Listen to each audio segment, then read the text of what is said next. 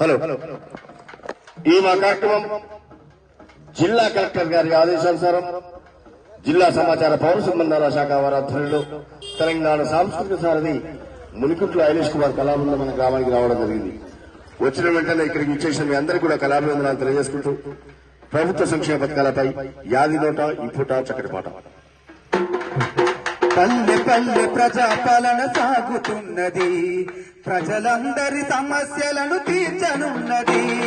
పల్లె పల్లె ప్రజాపాలన సాగు